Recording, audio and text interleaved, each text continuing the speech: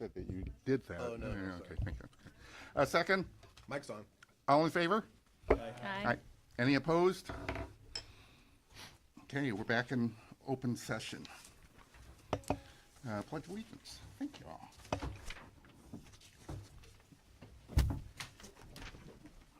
Please rise for the pledge. Ready, begin. I pledge allegiance to the flag of the United States of America and to the republic for which it stands, one nation, under God, indivisible, with liberty and justice for all. Thank you. Please be seated.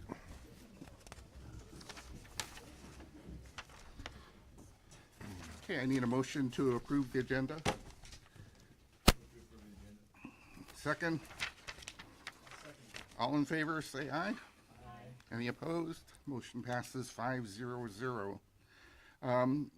During closed session, we talked about the superintendent's evaluation, and we talked about the release of a classified employee. Recognition.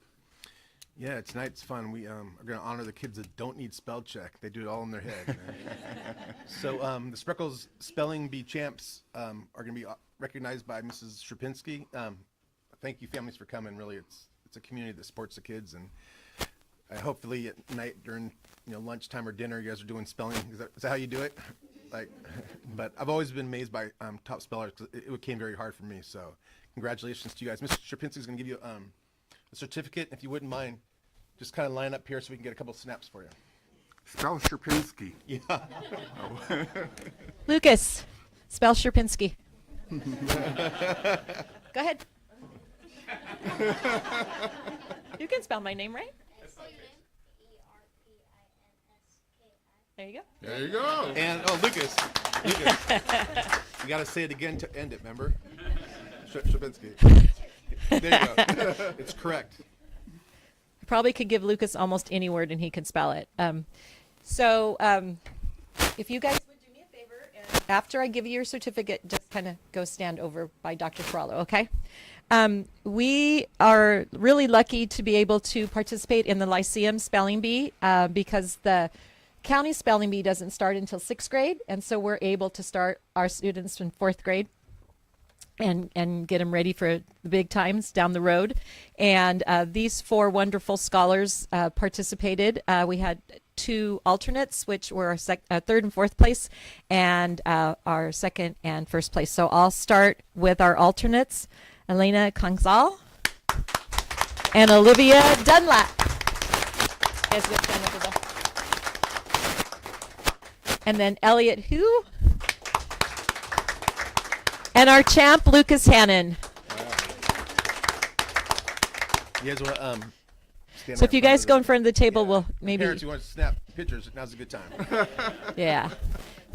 We're very proud of them, and they represented well, both at school and at the Lyceum Bee at Hartnell College. And I am really hopeful that my 3 5th graders will go on and participate in the BV County Bee next year, and that my 4th grader may be the champion at 5th grade next year. So it's a great job. So good job. Good job, guys. Thank you so much.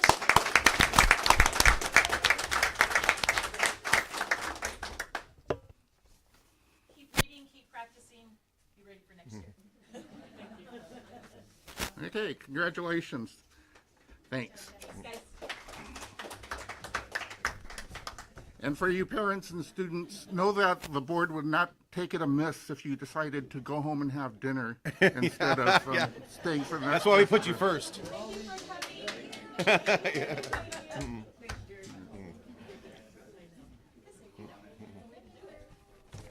I didn't say you had to. I said we wouldn't take it amiss. All right. I have one individual desiring to address the board either about something that's on the agenda or not on the agenda. I don't know. Ms. Sasky Jones. It's both, actually. Thank you, Dr. Chris. You're welcome. Good evening, Mike, everyone. Mike, sorry. You have to hold it down. There you go. No. Okay. Okay. Okay. Good evening, Dr. Trollo, Dr. Chris, trustees. Good to see you. Happy May. I am here for a few reasons. I wanted to thank the board and the district for prioritizing recruiting and retaining highly qualified teachers, as evidenced by our recent salary increase. We know you have difficult decisions to make, and prioritizing the money is the biggest and the hardest. May will be telling. We have CVT plan rates coming out and the May revise both next week. So we still have work to do. But I'm confident with our creative thinking and our collaborative rapport that we will continue to persevere and succeed. I also wanted to give a shout out to the IT department, Brianna and Jared, for being so supportive this year. Most recently, they put together a view board on wheels at Buena Vista, and it is in my classroom. My students are doing their historical argument presentations, and Jared was actually in my classroom twice this week, making sure that everything went smoothly. I had Alexa Wilkinson using Canva, pressing buttons all over the place, and her presentation was on space and ocean exploration. And Matt Arizon followed her with JFK's assassination and kind of the latest theory about that with the new medical documentary. So, Brianna, thank you. I really, really appreciate it. Finally, it gives me great pleasure to report that 10 of the top 25 seniors at Salinas High are BV alum, including both the valedictorian and the salutatorian. You may recall that this is the group that went to Hamilton. This is also the group who starred in a documentary about that experience. This is also the group whose 8th grade year was cut short due to COVID. Our very own has one of these students on the list. So I just wanted to give a sincere congratulations to Kelly Billman, Daniel Gerasi, Alyssa Pang, Ashton Creveling, Abigail Shuoya, Taryn Maestri, Julia Villarengo, Jacqueline Church, Hannah James, and Dominic Tomasi. Go Bobcats. Spreckels is indeed a special place. Thank you.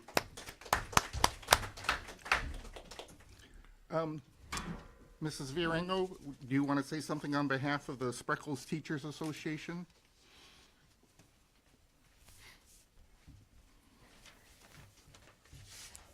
Proud mom of one of those Yeah. bobcats.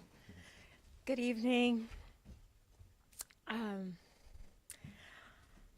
Thank you, heartfelt gratitude and appreciation on behalf of all the teachers. We are incredibly thankful for the recent raise and one-time monies that we will be receiving this month. Your recognition of our hard work and dedication to our students does not go unnoticed, and we are truly thankful for your support. As we express our appreciation, it's important to acknowledge the significant workload that our teachers are currently undertaking this month. It's particularly busy with the numerous field trips that the elementary school and middle school students that the middle school is doing this month. There's quite a few field trips that they're taking, and the middle school students are heading to science camp, which back in the day when I was there, that was usually at the beginning of the year, but now I'm hearing that they're going there this month, apparently. There's this week, so that's new. Additionally, both schools are planning promotion activities and ceremonies. So despite these demands, our teachers are embracing the challenge with enthusiasm and smiles, and always putting the needs of our students and families first. I'm also thrilled to share with you an exciting initiative happening within our school community. The DLAC families, our district English learner, oh my gosh, Advisory okay. Committee. Thank you. Yeah. Okay, I'm a little brain dead right now. I apologize. Long month, and it is the 3rd? Wait, the 2nd of May. In collaboration with the support of SUEF and PTO at Spreckels, are organizing our first ever multicultural fair next Thursday. This event promises to celebrate the rich diversity of our school community and showcase the talents and contributions of our multilingual families. We hope that this fair will serve as a catalyst for the reestablishment of our district equity committee, promoting inclusivity and equity throughout our schools. That is a committee that our teachers serve on, our members of our school board, and parents in our community. So we're going to get that going all over again.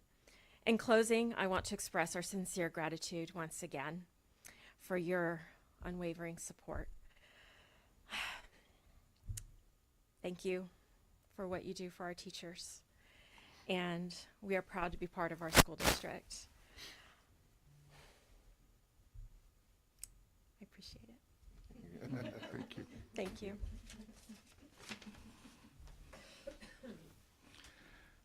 Thank you, Laura. CSEA? Anybody back there that wants to come up and talk? No? Okay. I couldn't see you. Board member comments? Steve? Peter? Huh? Go ahead. Yeah, press your button. So I have a story to share too about how special our students are, which already seems to be the theme for tonight. I was honored to be able to attend the 4th grade field trip to Point Lobos. And so they break up the students into small groups, and they have docents walk us around and do some exploration. And at the end, the docent, the children, the students all just went into a big group, and I was still talking with the docent with another parent. And so this gentleman was sharing that he's been doing this for 10 years and typically provides this service for students about 1 or 2 times a month. So a lot of groups over the years. And he shared that our students were the best he's ever had. And it was just really heartwarming. And, again, he didn't have to say that. We were all moving on, but he really was very impressed with our students. And I think it does say a lot. I know a lot of us think the same, that our students are so great, but again, we're all kind of biased a little bit. So here to hear the same sentiments from somebody who just spent an hour with our high school students and 4th graders as well, a large group of 4th graders. So that was great to be able to experience, and I was very much looking forward to sharing that with you all. And just a couple of notes, again, hearing about how much this is a busy time for everybody, and just acknowledging that, showing appreciation as you kind of get through this last round before summer break, and a lot of fun activities, but a lot of testing, a lot of academics as well, as you help our students finish strong. So I really appreciate that. And then my last point is recognizing that this week is Maternal Mental Health Awareness Week. And of course, we serve not only students, but our families as well. And this is a week where we recognize and acknowledge maternal mental health challenges in the hopes of reducing stigma and reducing barriers so that people who are in need of services and resources can more easily access them. And we know that about 1 in 5 women experience perinatal mood and anxiety disorders, or more commonly known as postpartum depression and anxiety. So we want to encourage people who are in need of services and resources to access them. And that's what I have. So thank you. Thank you. Mr. Sherpinski, you and I need to talk about where to unload taiko drums at the end of this. My wife sent me with several questions for the multicultural fair. Thank you. I did my husbandly duties. Now we can go on. Superintendent report? Sure. I'm going to continue with the positive vibes. This last Saturday, our brand new folklorico dance groups, I don't know if they compete, but they performed at Dia del Niño, which is the Day of the Child. And when I saw the pictures, I said, man, you got to see them too. So, Oh, nice. so 40 kids this year. And getting back to some of our accomplishments this year, I'd say this is one of our big ones. 40 kids, both Hispanic and non-Hispanic kids, took part. And we actually have one of the teachers, Claudia, here. Hi, Claudia. And if you look carefully, you'll see her in dance attire too. Split equally, 20 in first and second, and 20 in grades 3-5. They did so well that they qualified for the older groups. They'll dance again at Sherwood Hall. And as Mrs. Villaringo mentioned, you'll see them if you go next Thursday. Claudia Gomez and Eliana De Santos, they just brought to us, thank you, because I would like to say I found you and brought it here, but they were persistent and provided everything. So let's see some pictures of these kids. They look great. This is the first and second grade? Yeah. Next one? Oh, those are great. Yeah. Next one? Yeah. The fellows.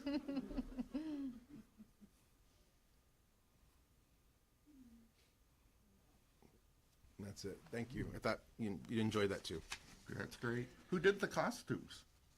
The costumes, the dresses. Oh, so they belong to Ramon Silva, who's the director of Bonaview, the adult dance company here in Salinas. He has made most of them himself. Oh, wow. And he also brings a lot from Mexico. And so he has a huge collection. There's 16 schools at Salinas for both Salinas Union and LSL that have the program, just like we do. And they were all present there on Saturday, and they were all in beautiful Mexican attire, all provided by the program. Great. Spreckels did buy the shoes, though. So Yeah, I was going to say, look at the shoes. They were great. Yeah. we get to keep those and continue to share them. Right. So we are hitting the home stretch, and there's a whole lot going on. I'll let the principals kind of give their sites activities. But I wanted to take a moment to just recognize both principals. We ask a lot of our principals. They're the only administrator on a site. They're the instructional leader. They're the disciplinarian. They are often the substitute teacher. They do noon duty. And it's at times thankless. And so I just want to recognize you both, because it's a hard job. You do it wonderfully, and you do it without complaining. So. And we all know May's a tough month, so you got. Yeah. Next, I want to pick up where Christina talked about. We definitely have a disproportionate amount of high-achieving Salinas High kids. What she didn't tell you was that both the salutatorian and the valedictorian get to select and honor the educator that was most inspiring in their educational journey, so from K to 12. The salutatorian picked Mrs. Jones, a very deserving winner. So, Mrs. Jones, we're proud to call you one of our own. I want to thank you for obviously Shakespeare and Harper Lee and all that, but more importantly for instilling a love of learning and letting these kids know we care about them so much that in 4 years they picked you and not their junior high school teacher, right? They went back 4 years and said she was the one. So, thank you. She'll be seated in the VIP at the graduation. So we're really proud. Thank you. And last but not least, just want to recognize the foundation had their hoedown 2 weeks ago Saturday.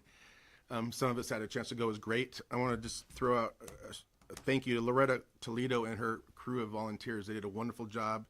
It was if you went, they actually brought us food this time. You didn't go to the buffet lines. It was nice.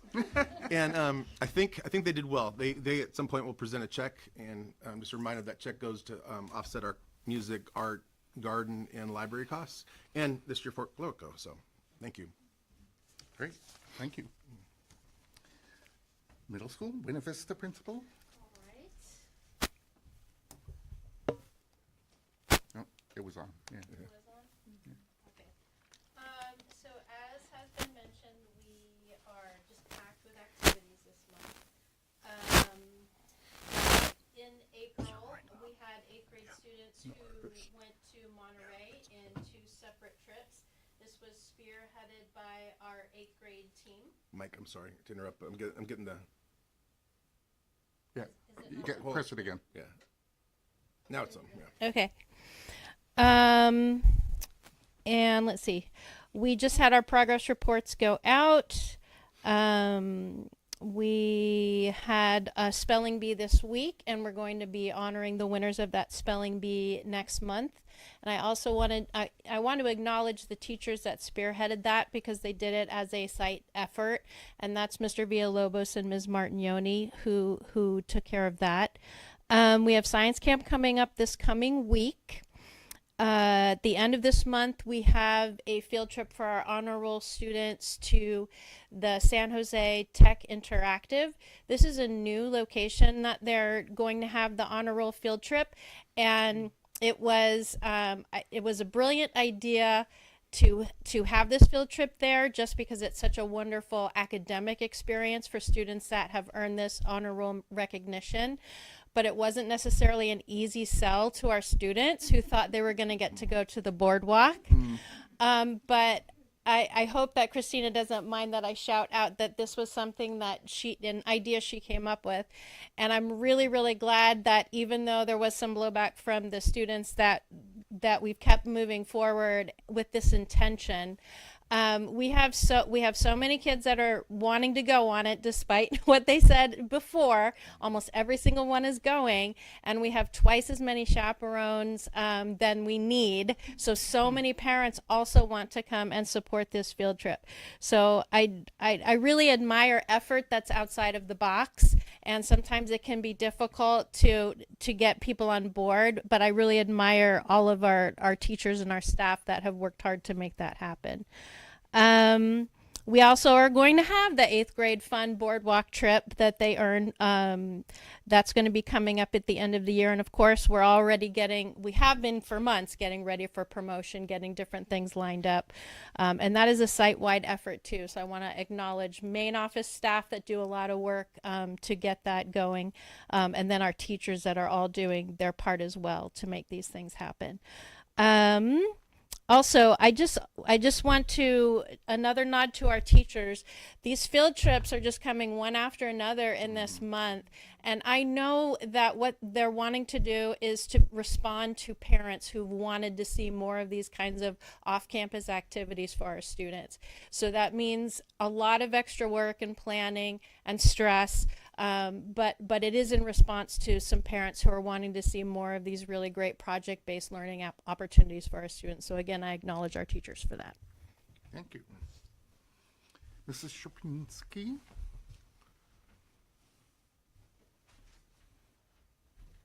Still on now. Alrighty. I wanted to start with.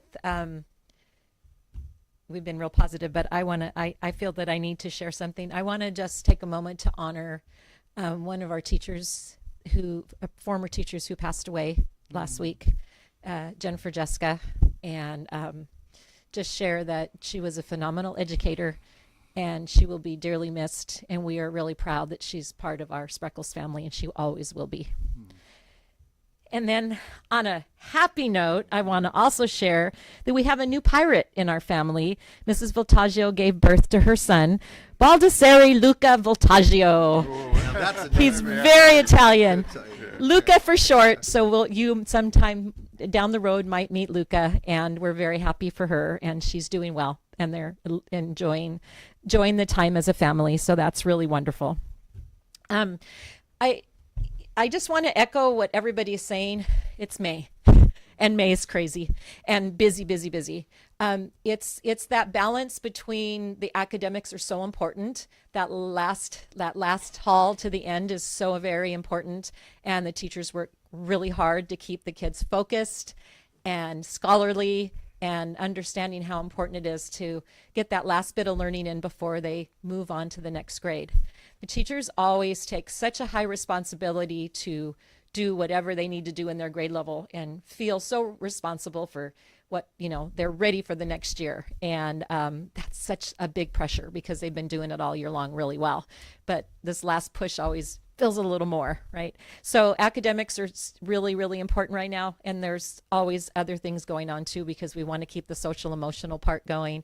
I wasn't here for the April meeting, but I did want to share with you that we had an incredible family reading celebration.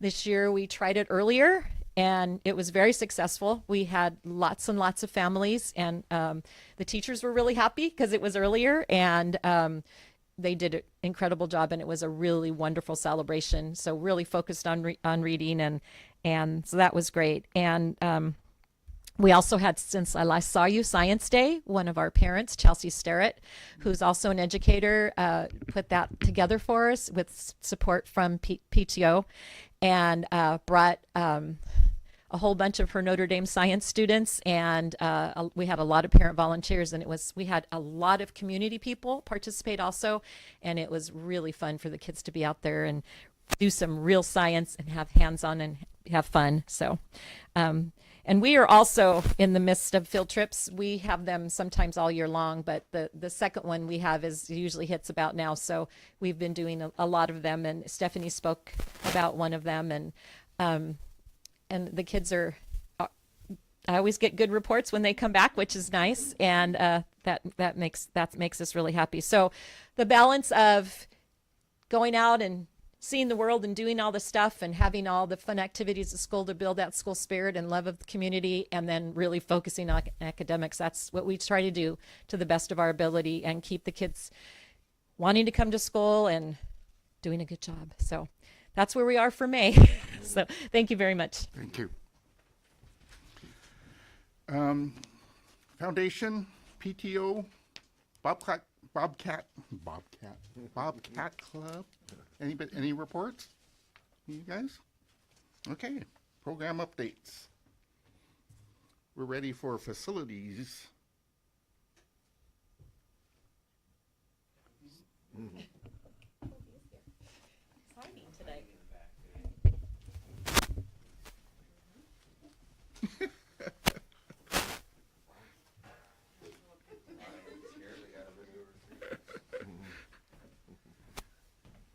Good evening. Good evening.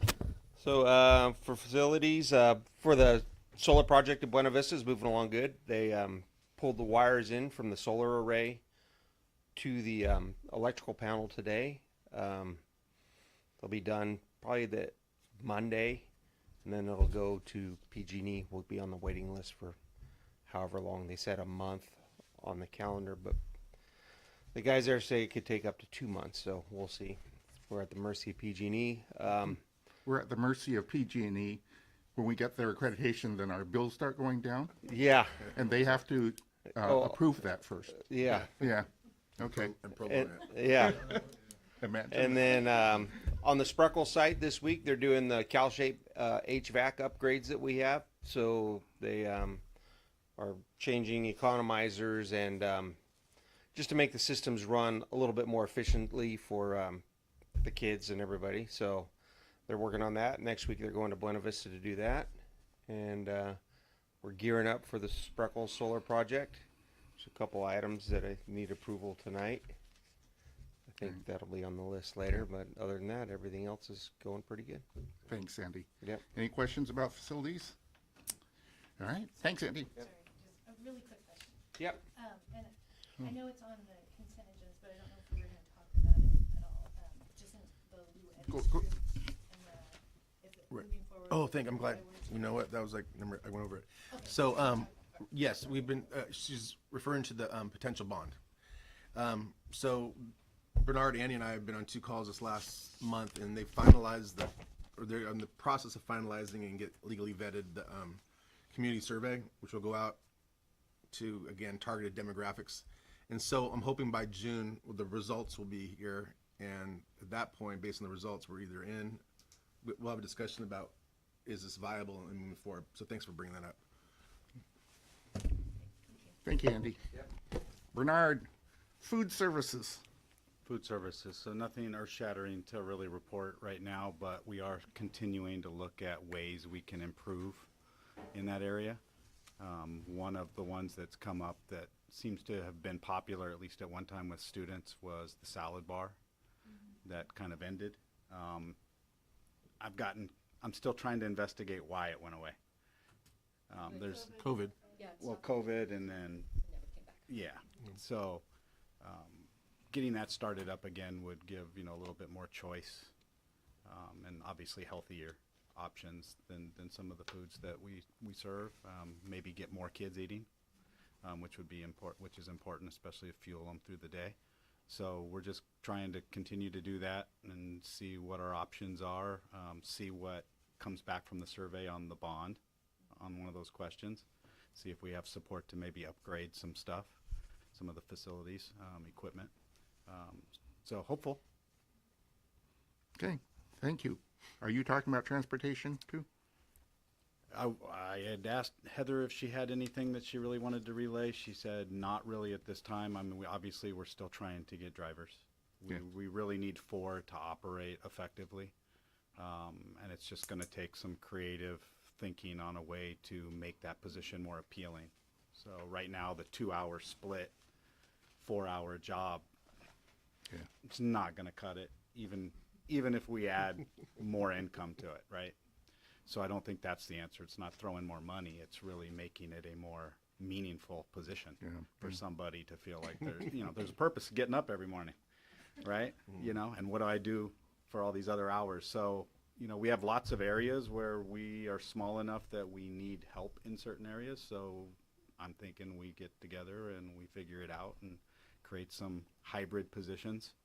And then maybe we actually get some traction with that. And we do have a couple internal employees that have expressed interest in driving, but they would want, obviously people want benefits, right? And some stability there. So things that we need to kind of continue to look at as we go forward. Great, so we'll look for those position descriptions before the fall. There you go. Yeah. You got it.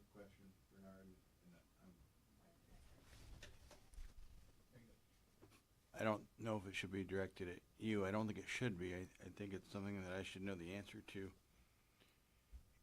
Your report on bus drivers is the same every month. Yep. How come we haven't done anything yet? If we're talking about getting creative and changing descriptions, why haven't we done that? What we need to do first is negotiate a new position with the unions and bridge. Yeah. Yeah, it's on. So you're right. We're talking and not doing. I hear you.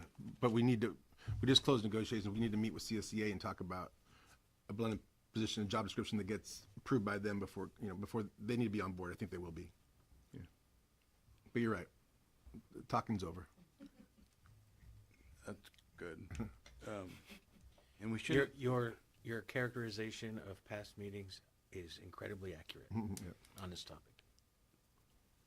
We're not the only people that have this problem.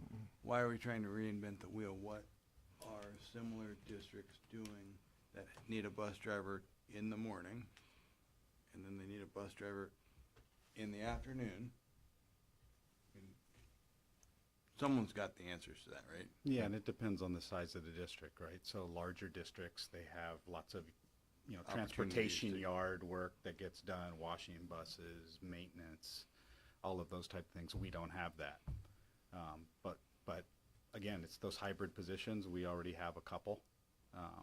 So, it's really just, like I said, it's just finding, we've got needs, and it's putting those needs together in a package. But we are getting it. We are getting students to school in spite of we are the challenges. through. It's just unnerving every day because we're not sure if we're going to be able to do it today, even though we have done it. Right. We have days where we have sub drivers, but we have days where we've had to cancel certain stops. And that puts pressure on the families, and we should be able to get our students to school. Is my point.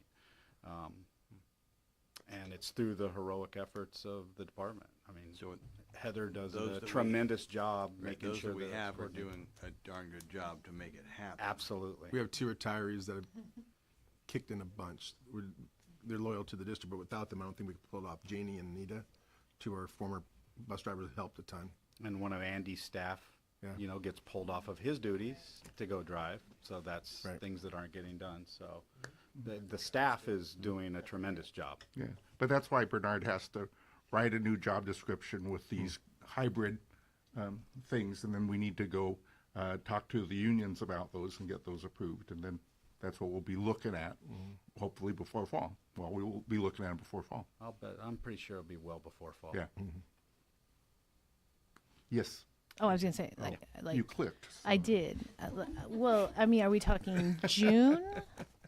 Because I'm We could bring a job description in We June could certainly 6th, have yeah. something like for the by June, first yeah. draft. Absolutely.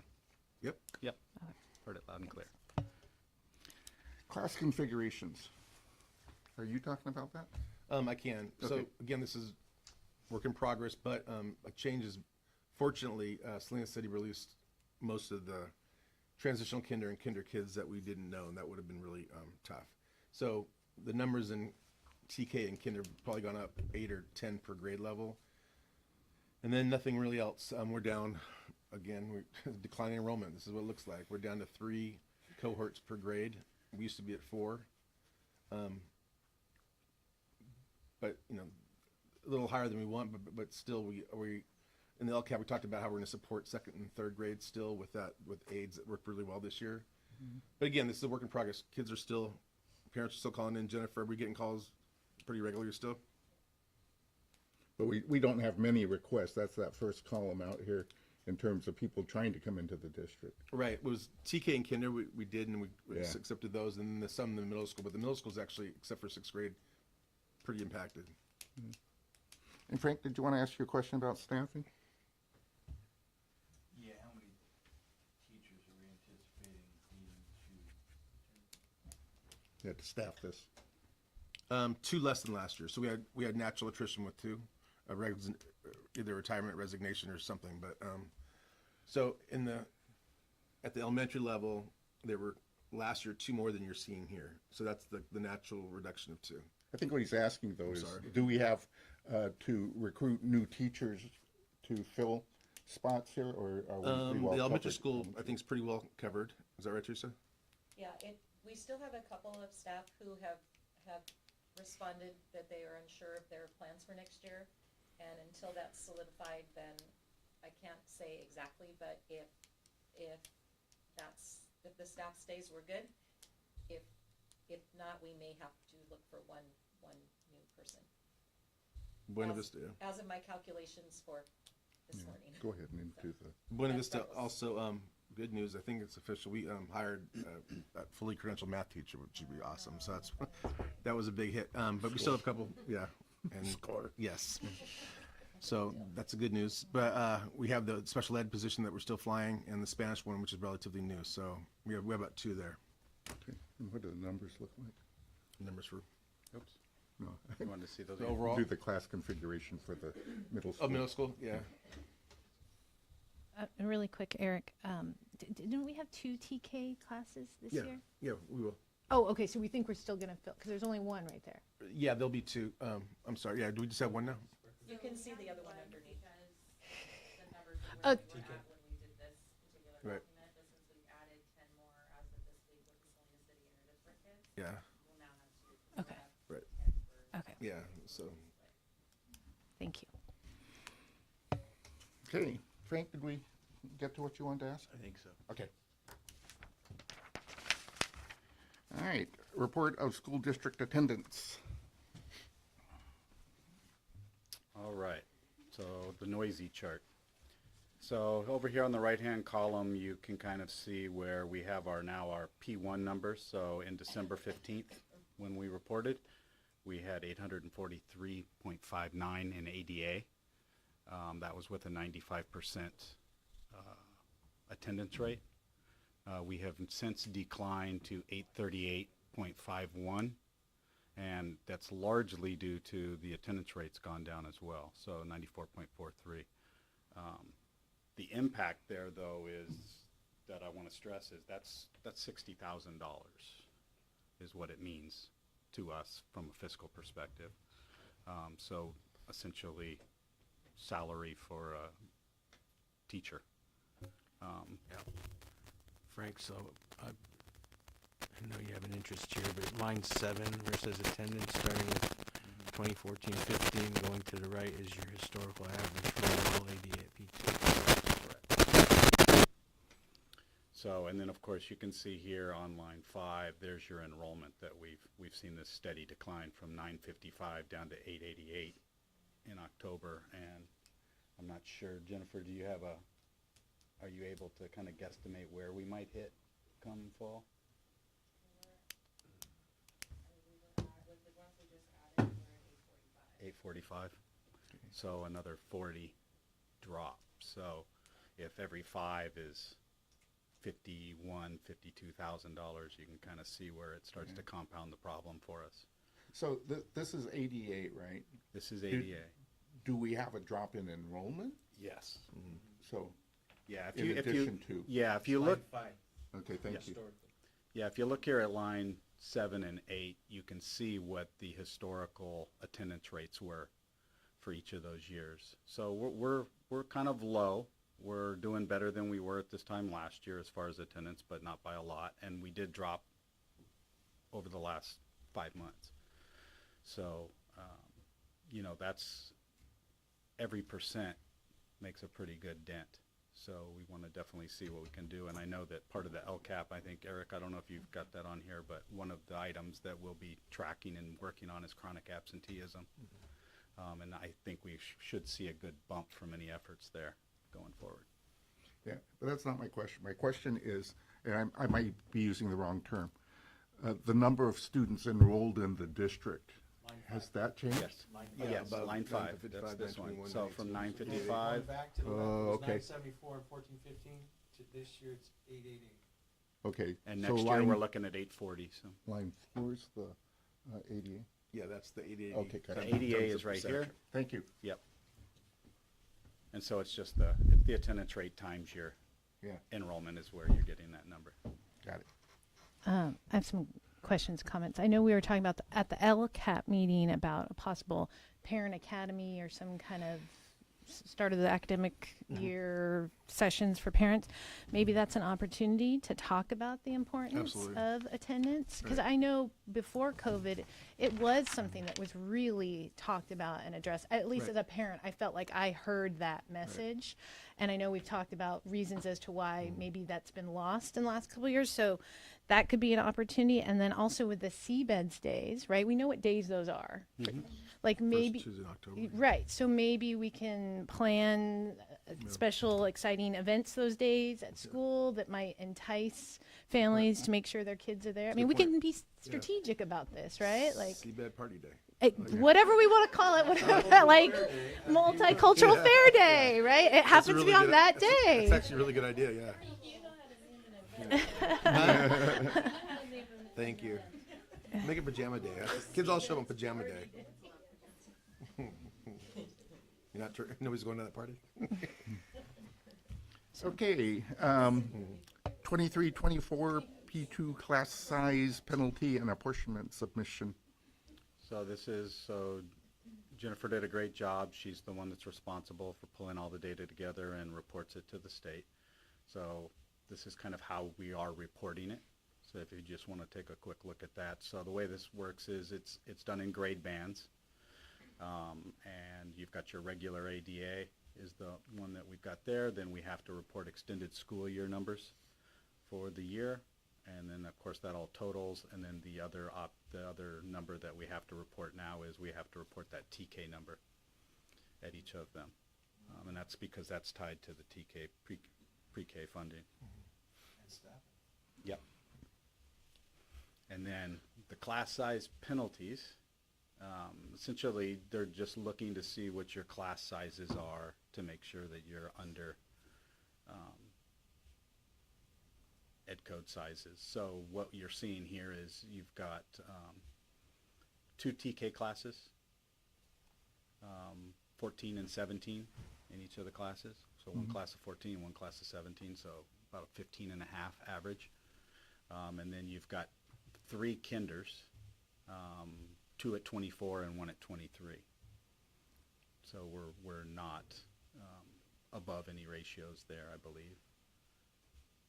Looks like overall 20.4 for that age group. And then for 1 through 3, you can see the size of the classes here. 20, anywhere from 20 up to 29, looks like. Yeah, 29 is the high water mark on that.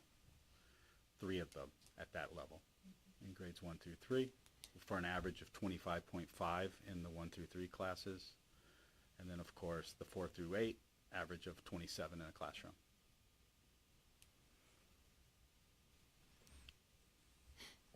Okay, any questions?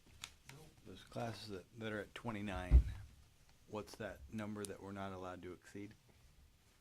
On middle school, well, we have language embedded in our contracts for overage numbers, so the state gives you flexibility if you have something negotiated.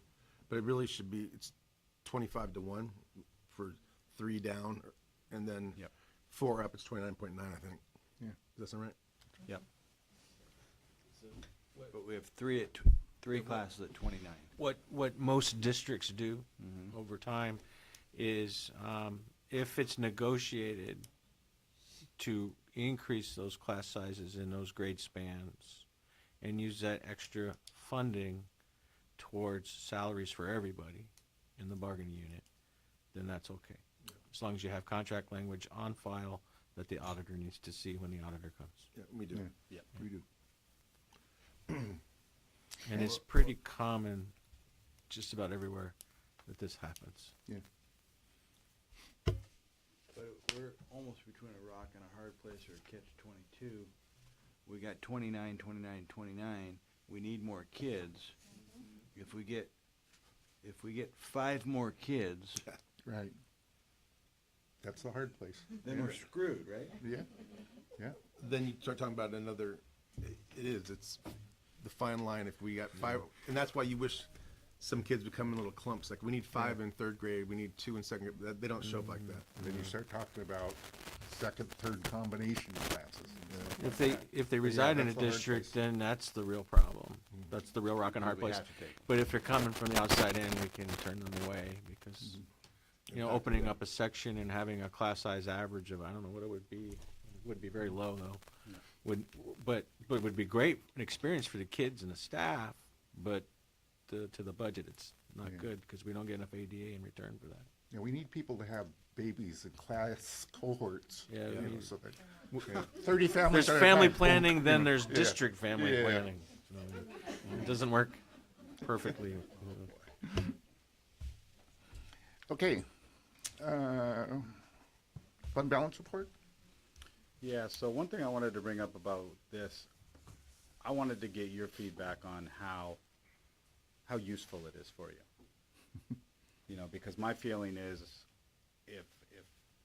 if you allow me to, I would prefer to come and every month show you where we're spending our money, what we're spending it on, and how that's tying into, you know, our strategic mission.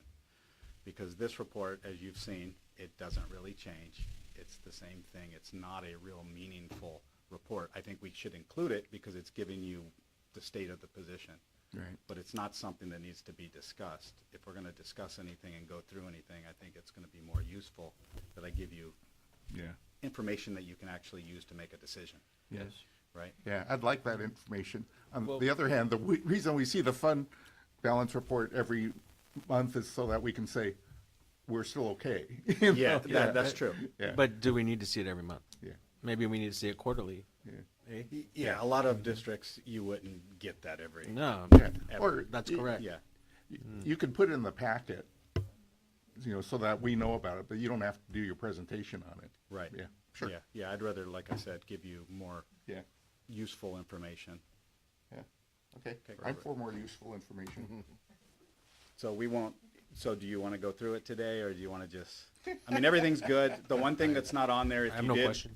if you really did look at the numbers, because of the timing of this meeting and when we have to post, payroll hadn't hit yet, so expenses were showing a little under where they would have normally been. Okay. I'm Guys good. comfortable? Very. Okay. Might be the chair though. I don't know. 22-23 building fund, measure B, Yeah. financial performance audit. Yeah, and so, I mean, so we were found compliant, got a positive opinion. Right. That's really the thing. Brianna's will be fully expending those funds from Measure B next year, correct? Yeah.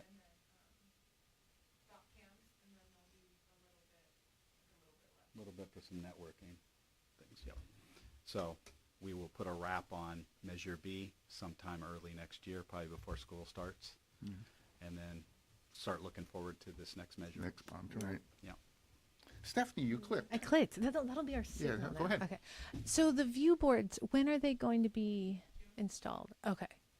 Because we approved those a while ago, right? Was it just? Ah, okay, that makes sense. Perfect. And then when they come back for the next year, then they're starting off new. Hey Bree, turn your mic on. What?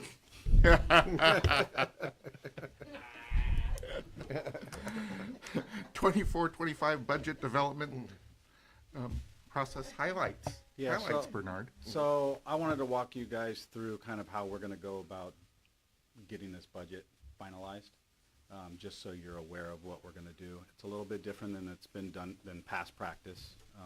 Trying to be a little more collaborative, share a little more information, and also eventually have site administrators be a little more on top of what their budgets are. Just kind of makes sense to me that if you're going to run something, you need to know what you got. So this is kind of our timeline. It's a really compacted one. To be honest, we really should have been almost wrapped up with this at this point, but this year just hasn't kind of gone to plan that way. So where we're at right now, we're working on the budget. We are developing some templates that I'm going to show you that we're sharing with people with budget responsibilities to help collect that information. Early to mid-May, we'll start to do meet with all the site administrators and the key players. Eric and I are kind of doing a road show. We're just going out and meeting with people, sitting down and saying, all right, let's talk about it. What do we got to do? One of the things that has come up. Another meeting in late June. Yep. We always have that too, June. So one of the things that's not on here that we do need to do, Dr. Chris, is you had mentioned, at one point you had suggested we kind of take the budget on the road, take it out to staff, to apprise them, and I think that would be extremely useful, at least for like some of maybe the teacher leader groups, just to kind of set the stage of what we're up against, because this is going to be a very difficult 2 years, as you'll see when we go through some of the numbers later. But it's all doable, right? It's just, but everybody has to be on the same page, understand what we're up against, and make decisions all in the same direction. So which color of the timeline are we talking about going on the road? I'm thinking mid-month. Okay. By then, Dr. T and I should have enough together. After, yeah, because that'll give us a little bit of grounding on what we're up against. After May revise or before? After May revise. Thank you. You got it. Of course, we've got to have the budget review notice out. Has to be, 10 days before the June 6th meeting. We have to have it ready for review here on counters that Monday of that week. So like the 3rd, 72 hours before, and then it'll be public hearing then on the 6th. And then one of the things that we have to discuss today is what is going to be that second special session to do the budget adoption that last week. And we just kind of keep moving forward, keep sharpening the pencils until we get to something that we feel we can work with. Of course, we want to get stakeholder feedback, so that's part of taking it out to the staff as well as getting it from the community and all of you, and anyone that's got a stake in this that wants to see us succeed. And then late June, we'll have that public hearing. We'll make refinements based on the feedback that we've gotten. We'll get it all ready to go for the county, and we adopt it and we roll on into the next year, ready to go. Start again. That's right. I don't like that that's red. Oh, yeah. That last color is red, that just kind of bothers. Foreshadowing. Yeah. That's the alert. We Shadowing. got to have it done by then. So this is kind of just the general process, right? So we're just reviewing everything. People are reviewing things. We got to get priorities set, because you got to know what you want to achieve before you start assigning dollars to it. I'm not a fan of just roll the budget over. So getting people to really think through some of those things. Then we start to plan it. Once we got it planned, we refine it, and we get it approved. So it's just another way of looking at that timeline in more of a process framework. Some key things that I think, it's important for all of you to know. So we've got our declining enrollment, as we've talked about. Look, the last projections at second interim, it was just over $300,000 less in LCFF revenue. The COLA has had a slight little bump, the statutory, that's not necessarily the funded amount. So they could still fund at 0.76 that the governor proposed, even though the statutory comes in higher. It's just, it's a guide, is what it is. So we don't know what's going to happen, so we'll eagerly await the May revise there. The big takeaway, though, is, prices are expected to be 3% higher, if not more, over the next year. And so you can see the math problem right there. You're going to get 1% more, and your costs are going to go up 3% more. There's a problem. So that's one thing that we'll be keeping an eye on. We've got, one of the big impacts. We've got 3 critical positions that we know from lots of feedback, and just obviously anyone that's out in the field knows that the intervention teacher and the 2 counselors are critical. But the funding source is gone. So they've been funded with one-time COVID monies in the past up till now, and so now we have to shift them to an ongoing revenue stream. So that takes a big impact into our fund balance at this time until we can figure out where to get everything placed. So that's something I'm working on. There's lots of different ways that Dr. T and I have talked about that we can look at. It's kind of like a shell game right now. You have to kind of find those little pockets and assign a portion of the salary to this bucket and another one to this bucket. So it's like putting a puzzle together. But we'll get there. And we're obviously committed to it. So then again, and then the next thing is this increase in salaries and benefits with management included is a little over $475,000. And again, that's money that we're adding to our budget as we're losing revenues. So you can see the problem there. So projected deficit, at least at one point, was 1.1 million with a 10% decrease. That was at second interim. We had decreased, just kind of did a blanket, let's cut our supplies and our contracted services by 10% and see where we land. That's where we're going to land. Kind of looking at a 20% to try to get it down a little bit more. But we'll see where we go with that. That's that next bullet in the other column. And then considering, and then just the big thing is considering the efficacy of our expenditures, right? Yeah, it might be nice or sound great to have that whiz-bang software or hardware or service, but is it really moving the needle for you?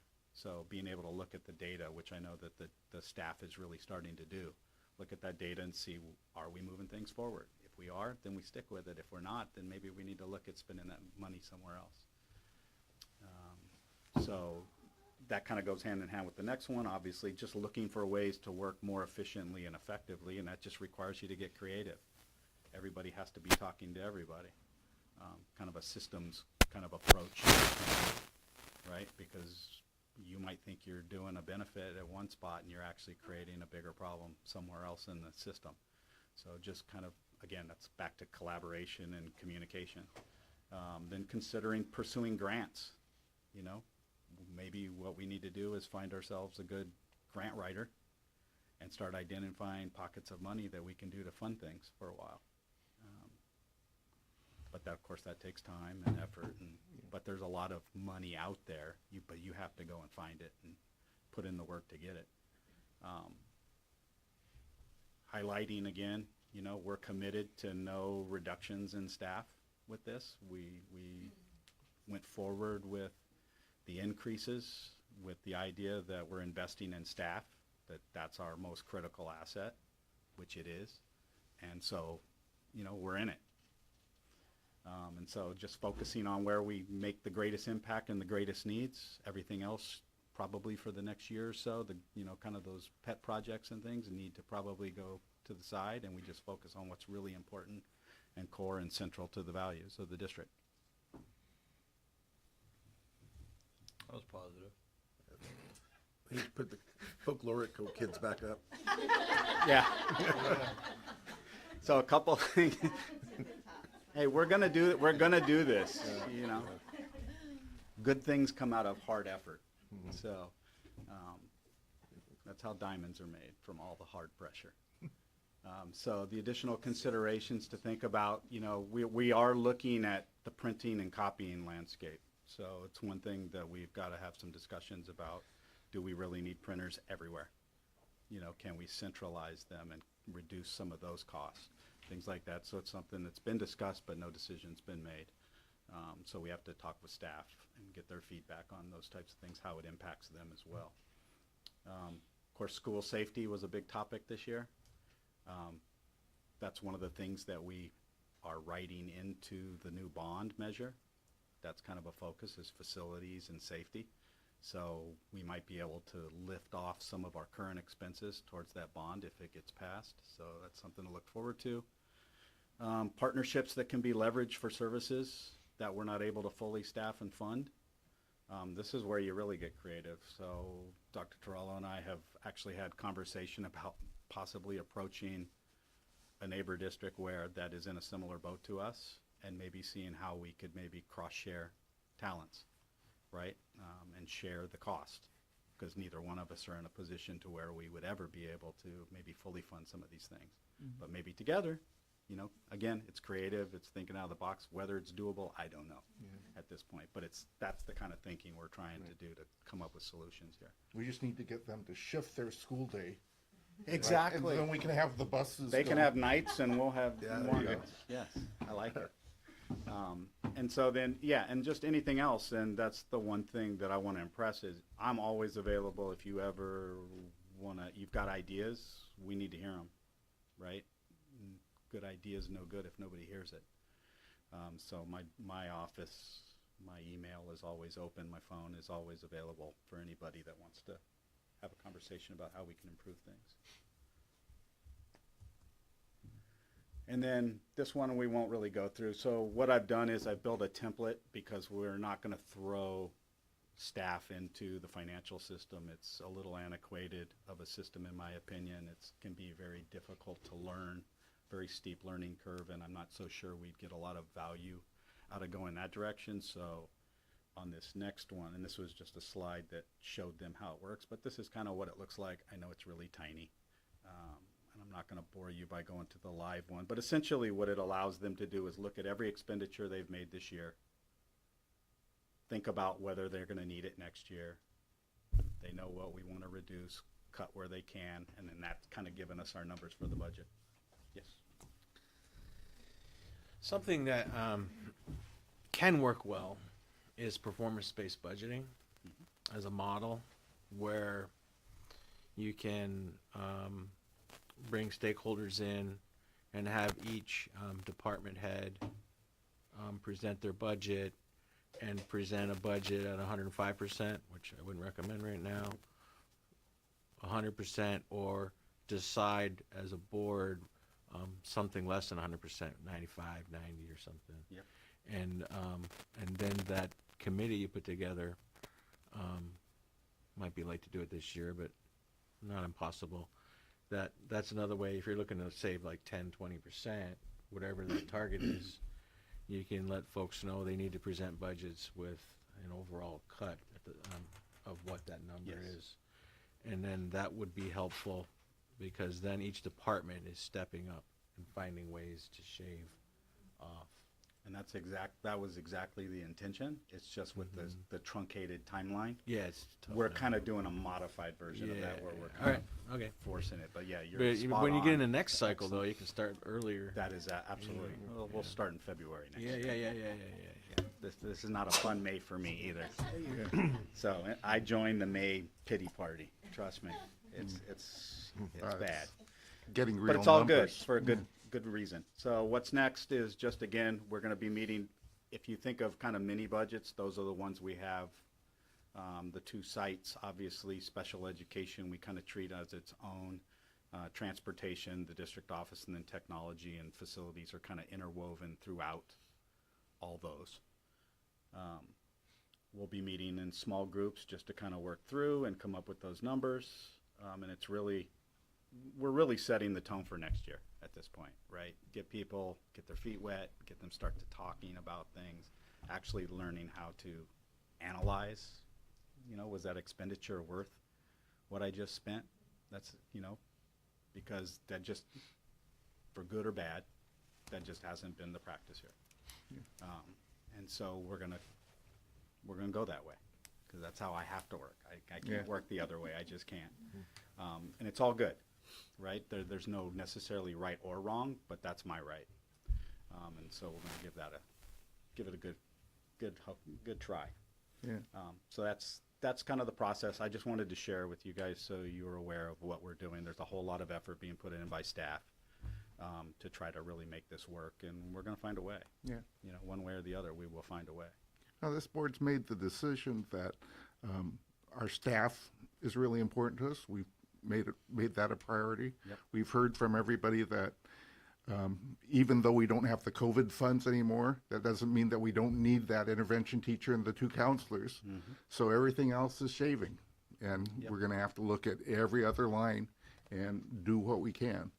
We've made our commitments in the big areas, and we think we made the right choices. Yep. And you're going to have to help us figure out the others. Yep, and we'll do it. Go ahead, Steph. A question. So I saw on this slide that it's an estimated 1.1 million deficit, but in the past we've had $500,000, right?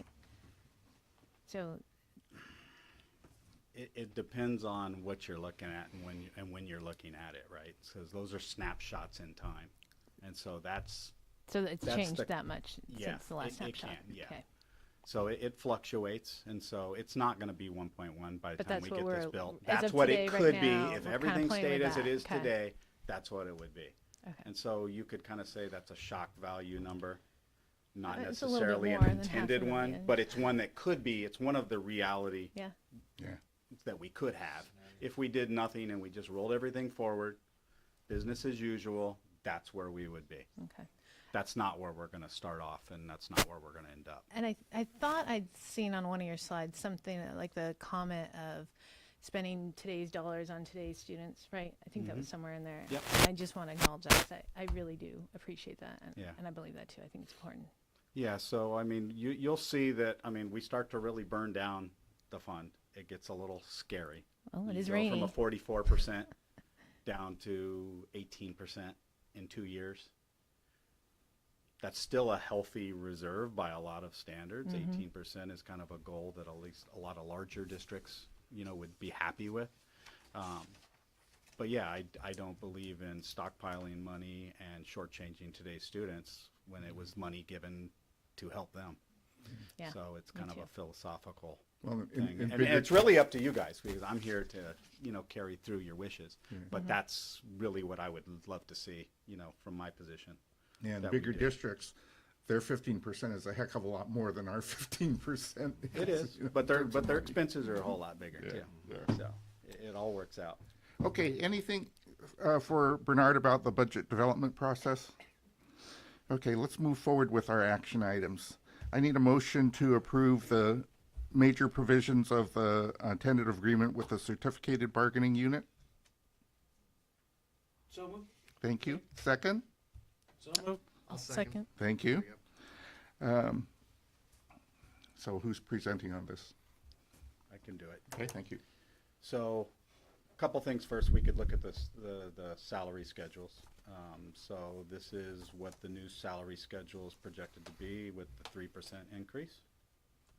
Starting this year, it'll be retro, which we'll go through on the AB 1200 here in a minute, but that's kind of what our ranges will be now. So step 1, lane 1, 2, and 3 really comes out at 52,517 with a high end way down here after 25, 101,918.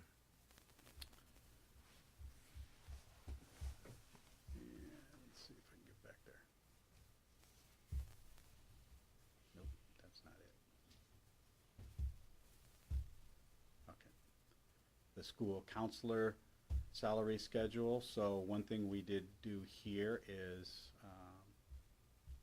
they also, as you can see here, they have a 10-day reduction on their schedule. So we took 10 days off, plus the 3% bump. So And I'd like to say that STA we worked really collaboratively because our counselors are underpaid relatively. So we're trying to figure out where can we acknowledge their work and not, and we looked at their schedule and we talked to the counselors and they don't need those extra 10 days. So I think they saw it as a win and it was at least a prudent one. and we did the same thing with the teachers. We took 2-day Right. reduction as well.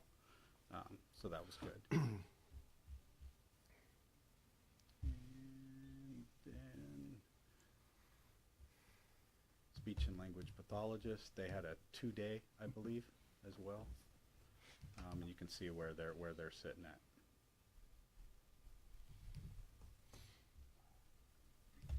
How many speech and language pathologists do we have? Yeah, that's what I thought.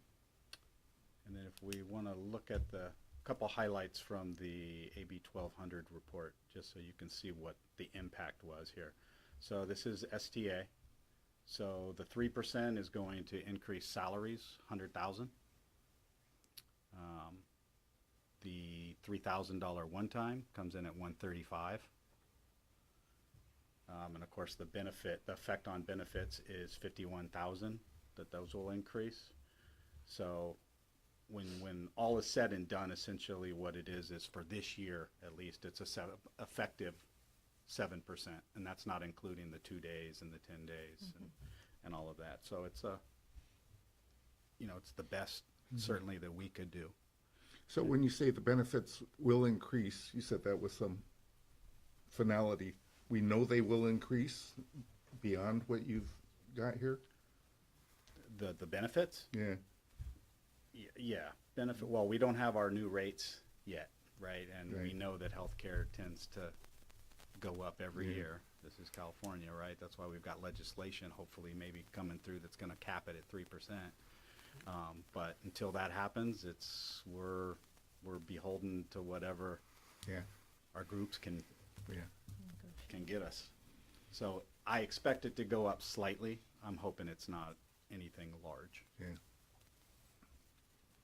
Okay, board, any questions?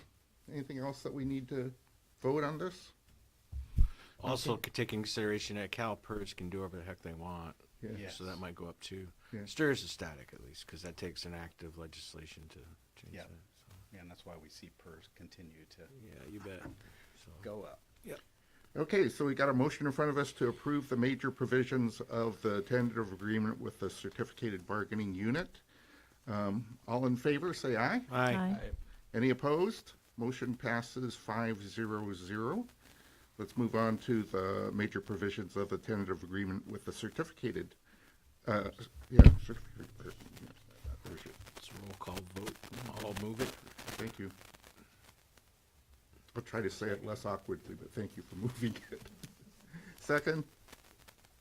Somebody second. Frank that one. Thank seconded you. Okay, Wait for Stephanie. go ahead. All right, so with classified salaries, this is a hard one to look at because it's just huge. And look what I went and did. So can we just slow down for a second? Yes. Point of order. We just approved 4.78, Right. Yes. And now we but should you're be moving on, 4.8. you I thought- skipped 4.8. Okay, you're right. Yeah, The- we the gotta do a roll resolution- call on that. Resolution. Okay. Yep. go Yep. ahead. So let's back up to 4.8 just for a sec here. It's a roll call vote. Thank you, Steve. And I moved it. I don't need any discussion. I don't know anybody else though. I'm speaking for myself. Yeah.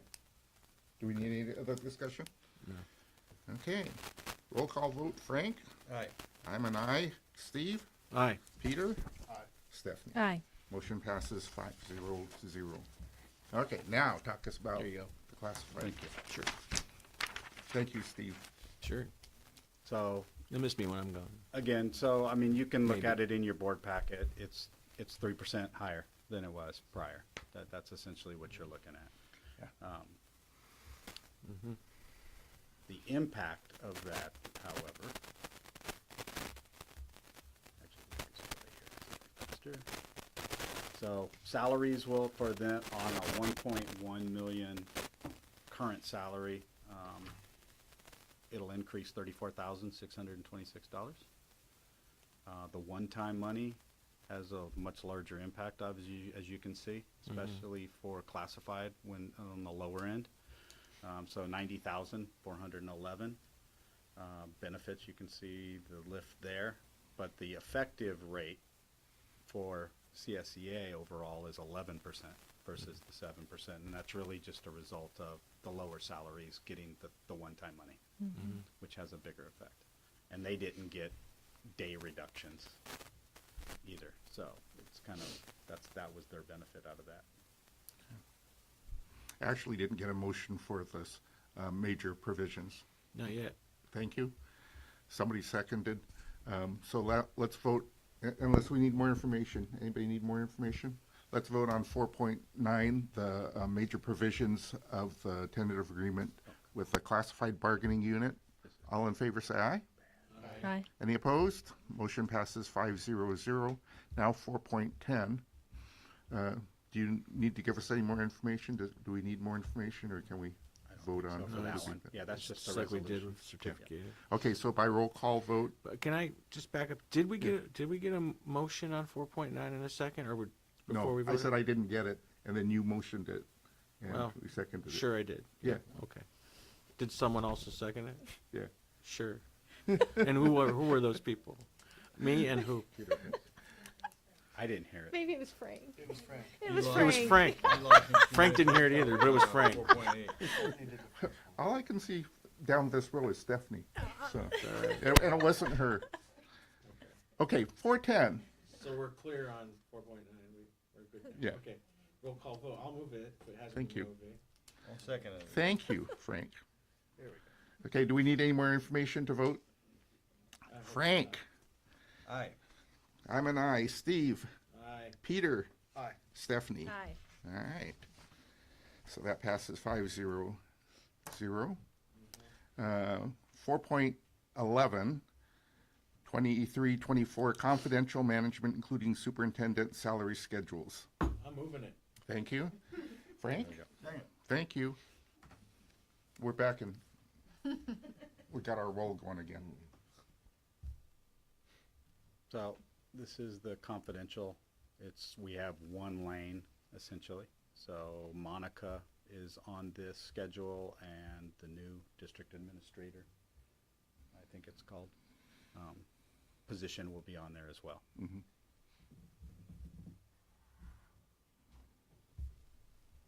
And then the management salary schedule will look like this. Yep.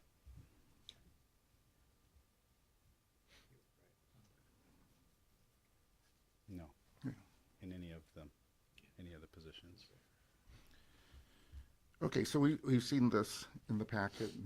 Do we need any more information to vote on this? So we're voting on the motion to approve the 23-24 confidential management, including superintendent salary schedules. All in favor say aye. Aye. Any opposed? Motion passes 500. Now. Yep, solar project.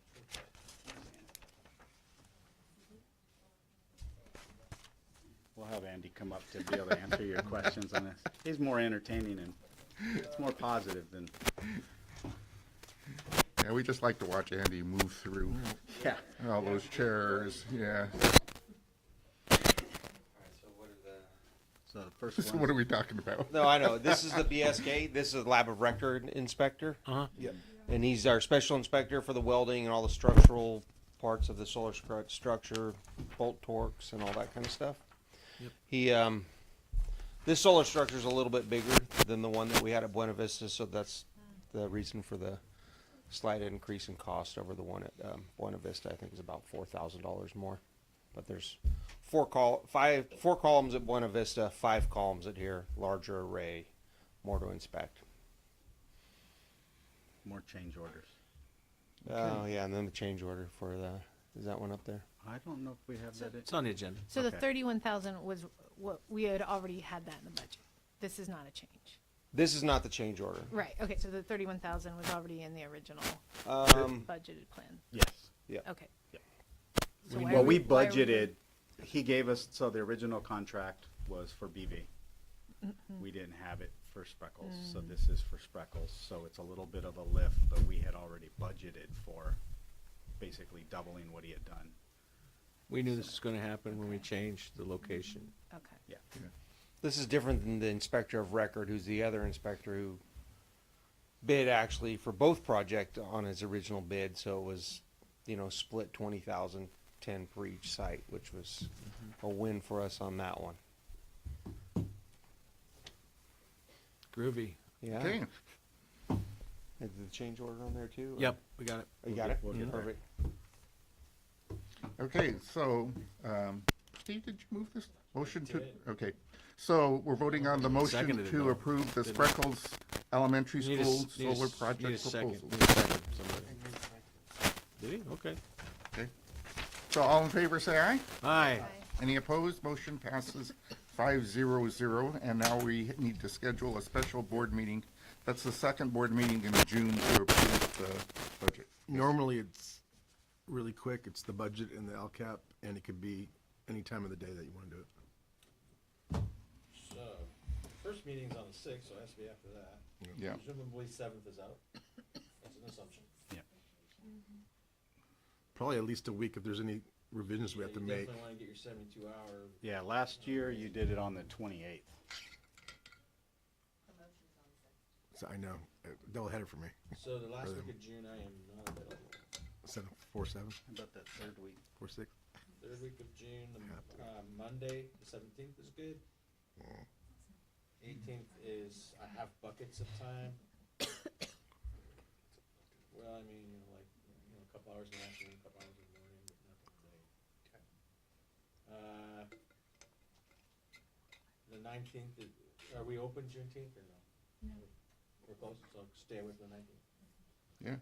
I don't think, And then I'm in Sacramento, think so. 20th. the 19th, we're not closed. We celebrate Juneteenth, but not on the 19th. I think we do it on Monday or Friday.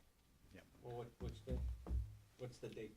I thought it was June 17th. Oh. The well, Monday then. Which is the then I guess Monday. that's out. Yeah. But so the 19th is up for grabs then? Yep. Yes. Yeah. So I have some time on the 18th, like in the afternoon, like 1 to 4. And then the 19th is a very good day up until 4 o'clock.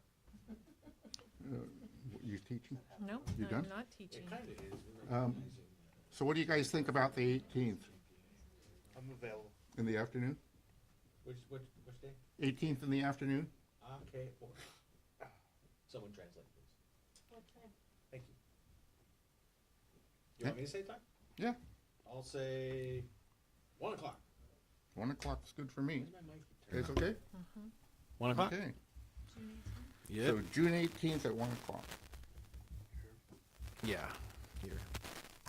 Special, Steve, would you like to make that into a motion? as soon as I put it in my calendar so I don't lose it. Special board. 18, 1 p.m. All right, yeah, I'll make a motion to schedule special board meeting on June 18th at 1 p.m. right here in this location on, yeah, that's my motion. Thank you. Frank, would you like to second it? I'll second it. All in favor, say aye. Aye. Any opposed? Motion passes 5-0-0. And we are scheduled to be on July 4th. I assume we're going to either move it or cancel it in the next regular meeting, correct? Unless we need a regular board meeting in July.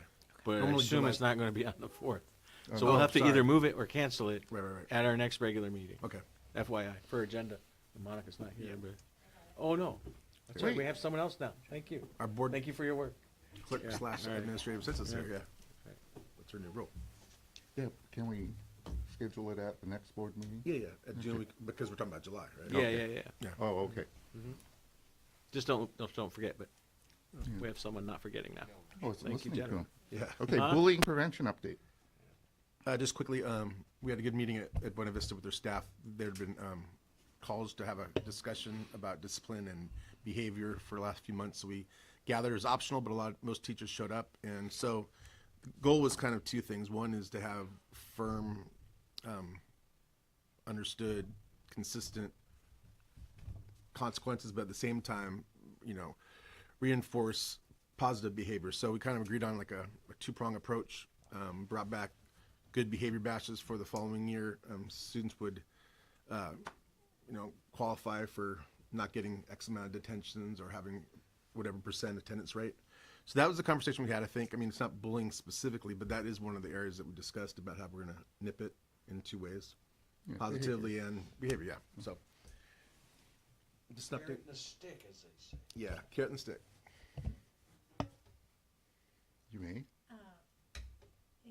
Is it possible, maybe at the next meeting, to have kind of that outlined, like Sure. what it actually entails, like Sure. what that would look like for Sure. next year? Because I think that would be helpful. And then you said it wasn't fully addressing bullying, but is there still ongoing focus specifically on the bullying I aspect think as it well? 'Cause I know always we, is. Tristan, I mean, you're meeting with the peer, Yeah, just a lot of restorative conversations between students when things arise, and sometimes families too, if that's necessary. And there's still the anonymous people. Yeah.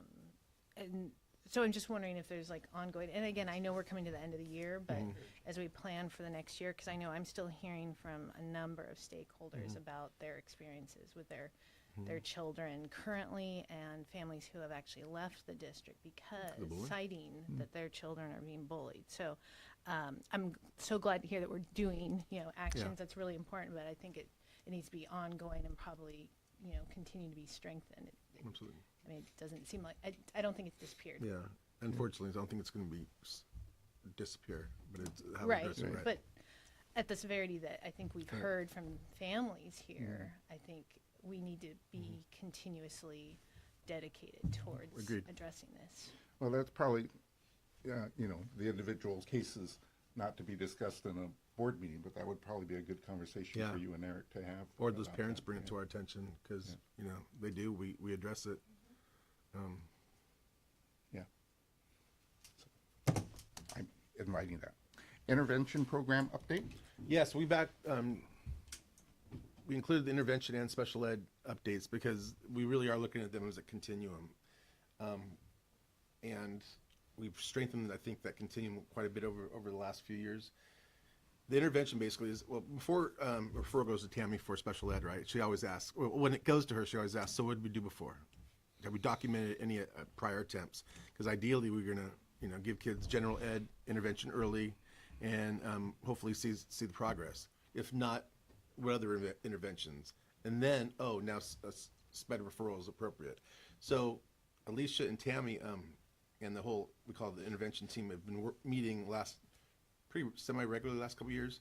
And I think we're at a point where we're proud of the work we've done. And Alicia's going to share basically two programs that we're doing for early literacy, which is SIPS and DIBBLES. And Alicia, take it, because you're really good at this. I saw the preview earlier. We did this at the LCAP meeting. Yeah. Yeah, there you go. To do it now. So first of all, I want to thank the board for their support of the intervention. As we know, it is vital to our student success. So as we were talking about, after we saw the results last time from the LCAP, the survey that went out, we decided it would probably be a good time to talk about what's been happening. And I like to call it the journey for the last 3 years. So I was hired, as most of you know, in 2021 as the learning loss intervention teacher. Prior to that, I was teaching 4th grade for 6 years here at Spreckels. I know I look really young, but actually this is my 19th year in education. And I've always had this drive to help others, whether it was my students when I was teaching or teachers when I was an academic coach. So I knew when this position came about that this was the role I wanted to take. So here we are. So the goal of this position has been to provide students with the additional support that they need in a small group setting to close the achievement gaps after the pandemic. And we're going to, if you You go, almost yeah. brought you to the negative budget again. We're Oh at that. gosh, stop the negativity. Here we go. Look at that. And this is what we're doing on a daily basis. And I also would like to give appreciation, my teams here. So the two aides that were hired for 2nd and 3rd grade, because of the high class numbers, they've made a huge difference too in the classroom. So as we said, it's a collaborative effort. So just quickly, when we talk about a student and being able to comprehend, if you look at the simple view of reading, look what they have to be able to do. They have to be able to decode. They have to have that language to equal that reading comprehension. So sometimes we're like, why can't they read? What's going on? But it's really not that simple. So if you click to the next one, this is all of the strands that we see that are woven together. So at the top you see what is included with language comprehension and then word recognition. So all of these things in order to be a skilled reader is the goal. So that's a lot of things that are put into one. So hence why intervention is so important. So our two programs is the SIPS. SIPS was here before I took the position, and you can see what that stands for. It's the Systematic Instruction in Phonological Awareness, Phonics and Sight Words.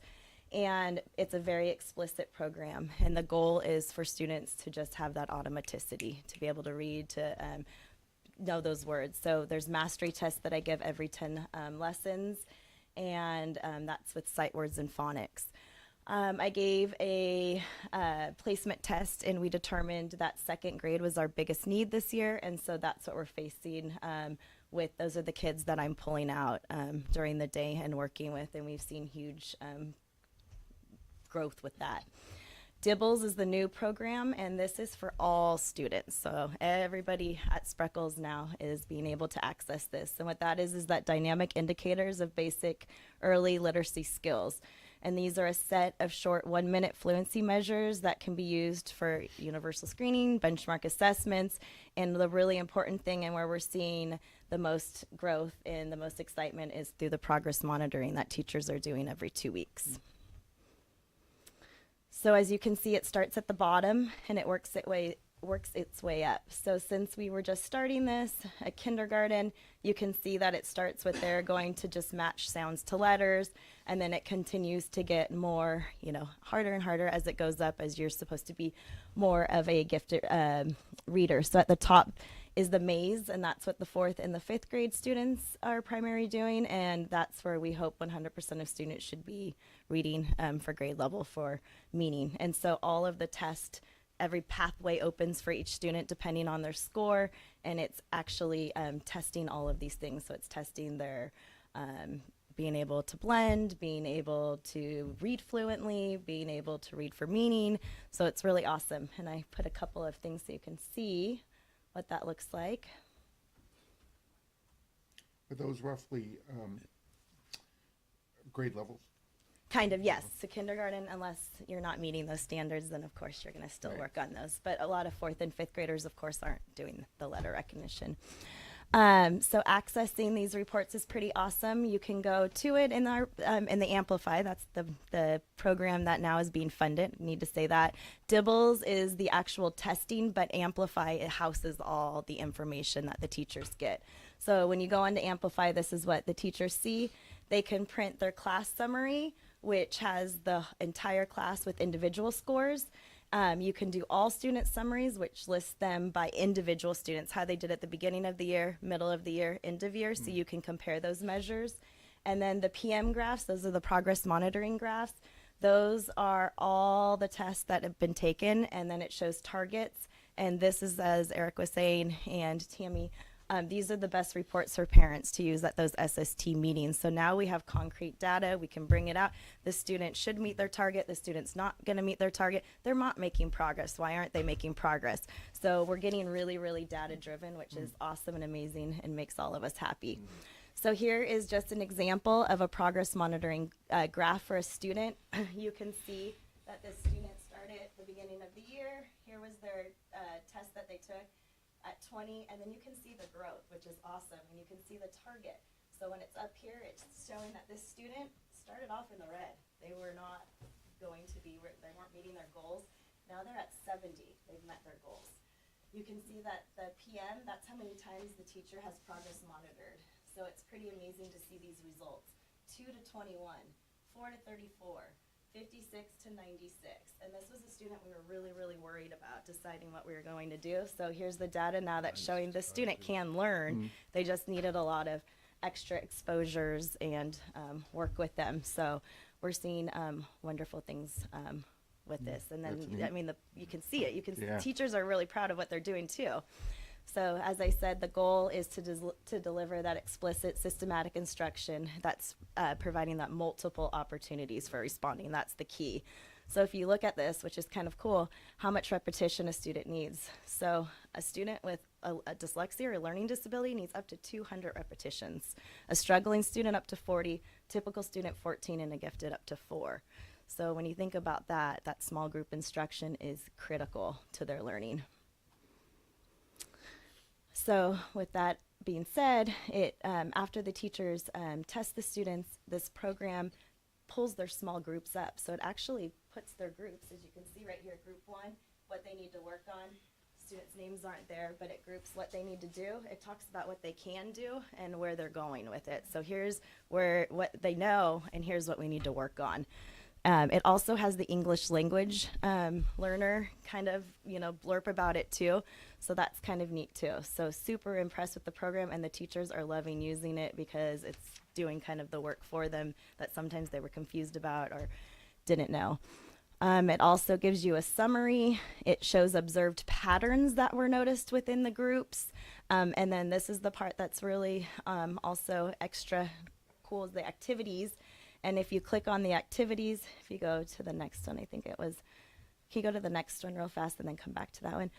It has the resources, so they can go there and they have their group and they can click on it, and those are the activities that they can do with their small groups. Super easy to print. You can leave them for a parent to do. The aides are doing them in the classroom, so they're prepping them. They have binders that they're doing. And so that's pretty awesome that at a small group, I'm working with a group of 5, they're working with a group of 5, the teacher's working with 5. So sometimes we have 15 students during that 30 minutes that are having an adult and and a small group. So huge gains. Teachers are using this template that's a small group organizer, and it's getting them to think about who's going to be in charge of it, what are we going to focus on, and then what's my plan for monitoring. And so meeting with teachers, going over that has been also great for them to think about that. Here's what it looks like. The student's name would be on the left side. There's their benchmark score. It tells you can see, okay, so we know the top student, 398, meeting all of their benchmark scores. Awesome. The next one, we see that they're at benchmark, but we notice they're below on that 19. So now you can click on that and see exactly, even though that student was benchmark, what exactly is it that that student isn't getting? Because sometimes we're like, oh, they got it, they're at benchmark, awesome.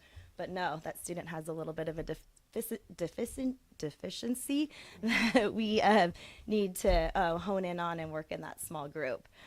Same with the bottom. So those you can even look closer. You can click on those and see exactly what the target is. So we're now working into diving deeper into our data. And this is the 8-step cycle to grow that the teachers are working on. And you can see that number 8 is celebrating, but just kind of giving the teachers a plan of how to approach this and how to see the best bang for their buck.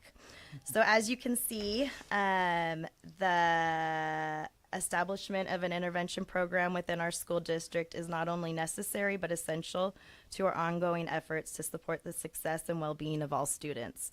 By investing in early intervention and targeted support, we can ensure that every student has the opportunity to thrive academically, socially, and emotionally. So thank you for your continued support and seeing the value in what intervention brings to not only our students, but also to our teachers. So thank you. Thank you. Thanks for giving us all this look at how this works and the data. That's a lot of data for different kids, which means there's a lot of testing and a lot. So when you started out, you said, well, you decided that the area of greatest need was second graders. So is this what you've been doing for all the second graders? Great question. So for SIPs, for that other program, you asked this too. That's why you're like, great question. Yeah, you just think alike. So we're doing the SIPs program. The first one is for the second graders, pulling them out because we saw the greatest need. But this data-driven program is for the entire school. Yes. So only, the second graders. I also do pull out for math groups for 5th graders. So I'm working with them and breaking down the problems. And then, like I said, they're in the classrooms too. So we have a lot of support. And then I was thinking, I hadn't shared that with y'all. So that's what's happening behind the scenes. And then with the LCAP, some of the parents didn't know really what intervention was. We thought maybe it was the term. But it's really servicing the entire school, not just a small group. Every kid is benefiting from it one way or another. Great. Any other questions? How did those records get transferred up to the middle school when the kids go from 5th to 6th grade? Printing them. Yeah. From the queue. Yeah. They're overall. But it will be interesting because the awesome thing is now that we will have that beginning of the year, middle of the year, end of the year data. And so the next year's teacher will get that. And it will be neat to see that data now.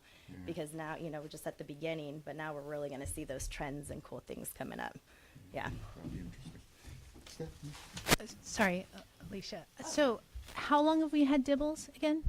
Dibbles, we started. So I piloted it last year. We just did it with kindergartners. So it's this year, really. So that's this been a year couple- is like the full, yeah. And so what implementation. percentage of classrooms would you say are like fully taking advantage of all of the resources? So every single teacher is doing at least the beginning of the year, middle of the year, end of the year, because we have those parameters put into place. So that, just like the STAR test and things like that. Progress monitoring, I would say that the younger grades are doing a better job at that, just because the upper grades have the maze that, they're supposed to be doing that. They can give it up to 2 times in between beginning of the year, middle of the year. But for the lower grades, you saw that teacher that did it. That's pretty awesome. So the lower grades, as in first grade, second grade, and third grade, they're progress monitoring every 2 weeks. Some of the upper grade teachers we're getting there, but at least they're doing the benchmarks. So it's just, you think it'll just take time, or are there other resources or supports that are needed to help? I think it's time and just understanding what the report is and getting comfortable with small groups, to be honest. Upper grades sometimes think that small groups they don't need, so just it's a mind shift. Okay. Yeah, but we are providing it, and one of the aides is in the fourth grade, helping with fourth grade doing the reading, and is pulling some of those resources too. So, yeah. So for the first year, we've made lots of gains, and then next year we continue to, push those people that might be a little hesitant or offer that support.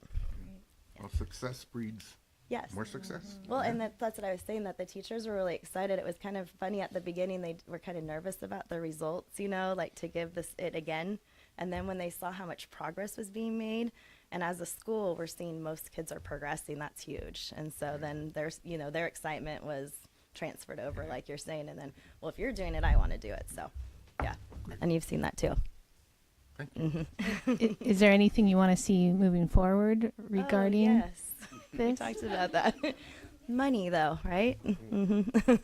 So we did talk about, now that we're getting pretty great with this, it would be nice now to see a math one. So there's a couple that I was talking to Dr. Trollo about, but just a program, not curriculum, but just a program that teachers could assess the kids again at the beginning, middle of the end of the year, and see the specific targets that the kids need. So when they pull the first small groups for math, they're able to target on that too. So that's what I would like to see in a perfect world. Also, we talked about SIPs for first grade teachers, and a couple parents today at the LCAP meeting were saying that they saw a need for that as well. So there's one in me, so it'd be nice to train first grade teachers so that they could be able to do that too in the classrooms when they're pulling their small groups and have a very designated curriculum. Those are my wishes. Thanks for asking. Wish list done. She set you up. You're this show. So stating the obvious, we're really lucky to have Alicia. Thank you. Yeah, thank you. Special ed? Well, that's hard to follow. Yeah. I don't have like fancy graphics for you guys.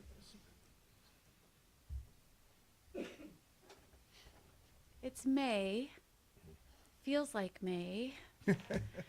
I've got some great news and some challenging news. We continue to be a robust and lively, busy program. We continue to grow, and we have the privilege of serving more students with each passing year. Our staffing continues to be a challenge. Special ed has a high rate of burnout, and staffing for special ed is even more challenging than staffing for education in general. So that is one of our challenges. But the great news is we are currently serving 95 kids who reside in the district and a handful of kids who are with us on inter-district transfers. Some of those kids are being served have needs that are significant enough that they are placed in regional programs at the district's expense. Those are typically kids whose needs are significant enough that our own in-house team doesn't have the expertise to serve. We are serving a lot more kids in-house than previously when we outsource to a regional program, it's carefully and intentionally done. And I visit those kids at least annually to make sure that that placement is still appropriate. I visited one yesterday who will be a kindergartner with us in the fall if everything goes according to plan. If everything goes according to plan. So I consider it part of my responsibility to the district to make sure that those kids who are regionally placed are carefully monitored. We serve kids with orthopedic impairments, other health impairments, learning disabilities, autism, speech and language disabilities. We start serving kids as young as 3, and we serve them all the way through 8th grade when they're identified. The state, of course, carefully monitors what we do, and up until very recently we were doing so great. And then the state said, by the way, you have a couple of improvements to make. And I'm happy to report that we are one of the last districts in the county who was cited by the state as having improvements to make, and our improvements are minor. They're currently our data is being reviewed by the county right now, and when they complete their review of our data, we'll get some additional information about what those findings really mean. I think there's some data integrity issues, but we'll learn more when the county meets with me. So some of the people in this room have been recruited to be on a compliance improvement team, and we'll be meeting for the next couple of years. We started this year with a contract resource teacher at the middle school. That relationship was not as promising as we had hoped it would be. So we've regrouped, and we've gotten by with a lot of help from a lot of friends. We've been able to find an amazing sub to cover the class that resource teacher was doing. And that sub has been supported by Kate Pagren, who has a special ed credential, by Catherine Brewer, who has a special ed credential, and she's been coming in to do some additional assessments for us. We've been able to recruit help in a lot of different ways to fulfill that need.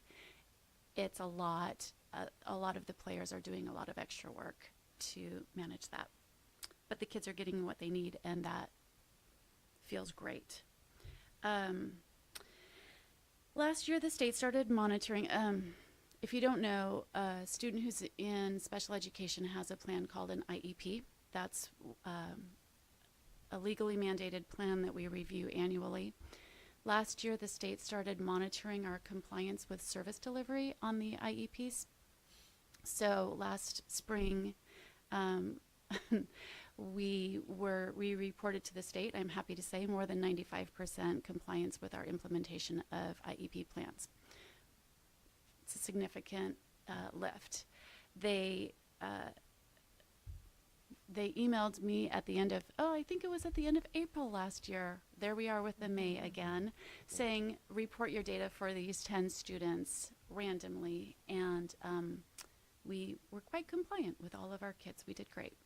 This year's compliance monitoring window is 2 months, and I anticipate that I'll hear sometime in the next week which 10 kids I need to submit data for this year. We'll find out how we did this year.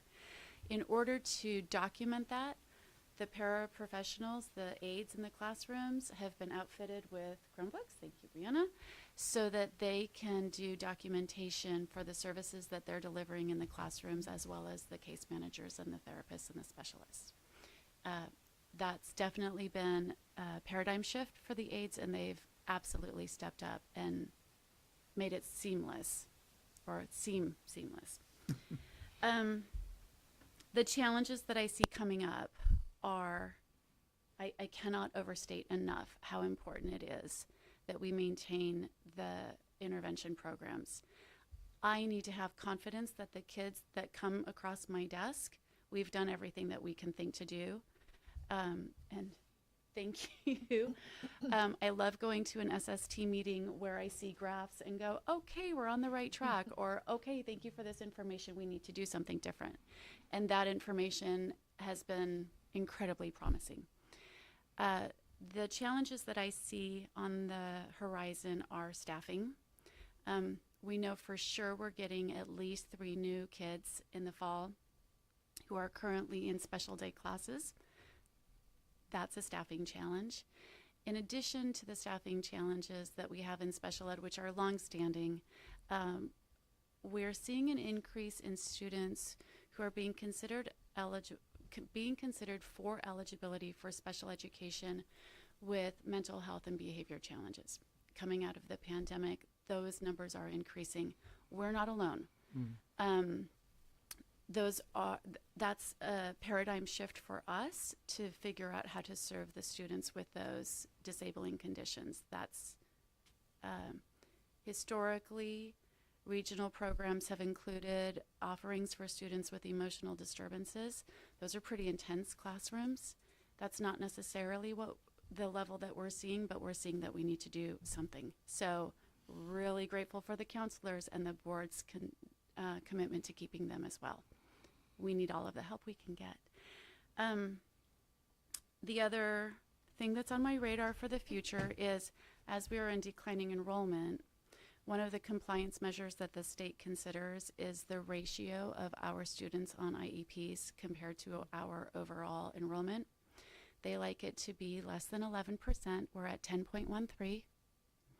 And as the enrollment declines, that is a potential compliance area for us as well.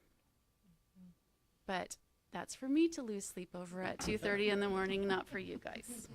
And I do. Any questions? On that happy note? Any questions, guys? Tammy, thanks for being both competent and incredibly caring about this. These kids are, for those of us that were in the regular classroom, special ed is just a whole different thing. And so we're so grateful that we have you. Thank you. The thing that I'm struck by is that every time we have new accountability, that means more forms for the special ed teachers to fill out, more reports that they have to put in. Now we're sending in videos, and that's less time that, the teachers have so much more to do every step that concerns me. So we need to figure out a way to help with that, I think. And, we've talked about that before, Eric, and, so we'll continue to search for that, because that paperwork log, special ed teachers don't go home ever. Sometimes, they're working on this paperwork, so. 12-hour days are not unusual for me. So we'll have to keep working on that. Yeah. And then the other thing, Frank, is, remember we were talking about adding kids? And then if we have adding a special ed kid, especially one of these that needs a special day class, that changes the calculus on all of that stuff. So Significantly. yeah. Mhm. So We just keep doing what we do. yeah. Well, thank you for all that you do. I'd like to pick up what you just said, because Tammy's an incredible special ed coordinator, and I think it's because the efficiency and the compliance is her heart for every one of those kids. I've seen her, I'm gonna embarrass you, come to tears. You're going to make me do it right now. Yeah, I will. When a 7th or 8th grade kid has just blossomed, gonna graduate, and that's a kid in 1st grade, it's like, man, I don't know if we're gonna keep him around, right? And Tammy fought for the kid, and yep, thank you. Sorry, I made you cry. So thank you for being as good as you are. Thank you. It's a good cry. Thanks. Yeah. Okay, thanks. Okay, we got some personnel actions to do. 6.1, final read on the district administrative assistant job description. It's in the packet. Can I get a motion to approve that? So moved. Can I get a second? I'll second. Okay. Do we need any discussion on this? Okay. All in favor, say aye. Aye. Any opposed? Motion passes 5-0-0. We have the first read on the school site secretary job description. And well, you want to just briefly say what this is, the addition? Yeah, as part of the reclassification, we're asking them to do more of the registration, so it's just from one range to another. So can I get a motion to approve the first read of the school site secretary job description? Move to approve. Second? I'll second it. Thank you. Any discussion? All in favor say aye. Aye. Any opposed? Motion passes 500. And now we've got the first read on the music teacher job description. There's been a slight change in that. Well, we should get the motion first. Somebody want to move it, please? Motion to approve the music teacher job description first read. Move to approve. Second? I'll second. Okay, you can give them the brief. A year of not being able to recruit a music teacher, a lot of factors, but one is I think, most people that know music, we're asking too much of one person. We're asking them to be a full-time music teacher down here, see all the kids weekly, monthly, wherever they do, go across the river, teach band every day, also do choir both places. So this is a really separating the two, focus on getting a music teacher at the elementary school.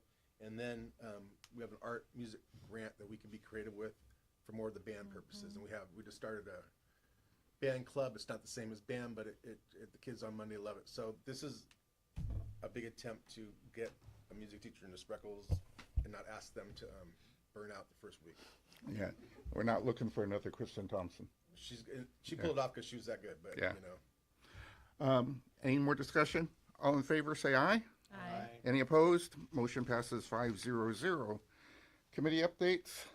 Just real quickly, we have the LCAP, the third educational partners meeting, actually right before this at 4 o'clock. It was great, actually. It was a hybrid, but it was more like a tribrid. We had Alicia was my partner to the right. She was working the virtual. I was speaking to the in-person people, and we had Spanish interpretation at the same time. But it was nice. Went over the proposed changes to our LCAP. Kind of talked about some of the new requirements. You'll see that June 6th. And the equity committee, loud and clear. Laura, you still here? We've done a lot of good equity work, but I hear loud and clear we need to meet more often. I think I'd like to perhaps pass the baton to an equity leader and let them run, and I'll support them. So our next meeting is the 20th of May. We'll talk about successes this year and where we go in the future. Anything else? No, she's did gone. Somebody tell me, you gotta tell her I said that, right? Yeah. Okay. Yeah, she snuck out. Okay, BP 1431 waivers and bylaws, closed session. Certification of discussion. No problems. Our lawyer agreed with Steve. It's very confusing language, but she had a very simple explanation. When you go in, no problem. When we go into closed session, there's two types of litigation that you can discuss. One is ongoing that has a case number. You've seen that maybe in the last couple of years. And if you have potential litigation, and the person that may be bringing it could be in the room, you have to give that person a chance to speak to it. And so what you do, if we had potential litigation, Chris would say something like, we're going into closed session, and one of the items we'll be talking about is potential litigation, a student that got injured in the bark box. Something general, but it allows that person to speak to it before you guys go. So potential, Is there a public comment period? right? Specific. Yeah, where's that little, in our agenda. Oh, you mean speak to something on the agenda? Yeah, Before we go into right, closed. at 1.4, yeah. public comment on closed session items. So you'd lead into it by saying potential litigation, special ed situation. If that person was there, they could speak to it, then you'd break. Okay. But good question, very confusing Language. Okay, thank you. Okay, we got action item 7.3, the final read of the conflict of interest policies. Can I get a motion to approve that final read? Move to approve final read of conflict of interest. Second. Thank you. Any discussion needed here? Nope. All in favor say aye. Aye. Any opposed? Motion passes 500. Action 7.4, the first read of the cybersecurity and data piracy. Motion to approve that first read. I'll move. Thank you. Somebody second, please. I'll second. Thank you. Do we need to do anything? This is our first read, so we'll I get just want to to point out, one of the reasons we're doing this is because we're making a shift to dual authentication for insurance compliance, but also being stewards of student and staff Right. data. We've met with both unions, and thank you for your support. Brianna kind of has led this, and staff will have a choice of a fob or using their phone. So again, everybody does it with their banking and medical now, but schools are data rich. Okay, you need to poke me if you need to talk. She's poking me on this Oh, side. You sorry. can poke, yeah. No, I didn't poke. I didn't poke this guy. All in favor, say aye. Aye. Any opposed? Motion passes 5-0-0.